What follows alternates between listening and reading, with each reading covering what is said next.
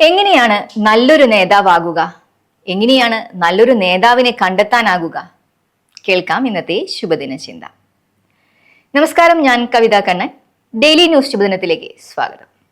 Daily news ശുഭദിനം നിങ്ങൾക്കായി അവതരിപ്പിക്കുന്നത് അമൃത്വേണി ഹെയർ എലിക്സിയർ.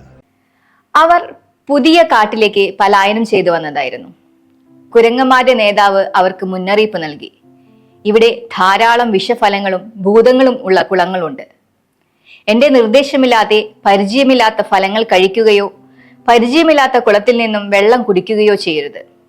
അവർ തലയാട്ടി. ഒരു ദിവസം പരിചയമില്ലാത്തൊരു കുളം അവര് ശ്രദ്ധയിൽപ്പെട്ടു. അവർ നേതാവിനോട് കാര്യം പറഞ്ഞു. നേതാവ് ആ കുളത്തിനെ ആകെ വീക്ഷിച്ചു.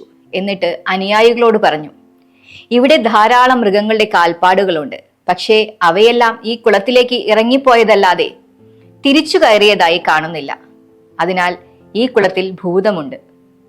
ഇത് കേട്ട് ഉടൻ ഭൂതം പ്രത്യക്ഷപ്പെട്ടു. നിങ്ങൾക്ക് വെള്ളം കുടിക്കാൻ മറ്റ് മാർഗങ്ങളൊന്നുമില്ലാത്തതുകൊണ്ട് ഉറപ്പായും ഞാൻ നിങ്ങളെ വിഴുങ്ങും. ഇത് കേട്ട് നേതാവ് അടുത്തുള്ള മുളങ്കാടിൽ നിന്നും മുളന്തണ്ട് ഒടിച്ചെടുത്ത് കുളത്തിലേക്കിട്ട് വെള്ളം അതിലൂടെ കുടിച്ചു. മറ്റുള്ളവരും അത് ആവർത്തിച്ചു. കണ്ടറിഞ്ഞ കാര്യങ്ങൾ ചെയ്യുക എന്നതാണ് ഒരു നേതാവിന്റെ ഗുണം. അവർ എന്തിലും മുൻപന്തിയിൽ നിൽക്കും. ദുര്യോഗങ്ങൾ മുൻകൂട്ടി കാണും. ഇനി അരുതാത്തത് സംഭവിച്ചാലും അതിന്റെ ഉത്തരവാദിത്തം ഏറ്റെടുക്കും. ഏത് പ്രതിസന്ധിയിലും അവർ പ്രതിവിധികൾ കണ്ടെത്തും. സാഹചര്യങ്ങൾക്കനുസരിച്ച് സ്വയം മാറാനും മറ്റുള്ളവരെ മാറ്റിയെടുക്കാനും അവർക്ക് കഴിയും. അവരാണ് യഥാർത്ഥ മാർഗദർശികൾ.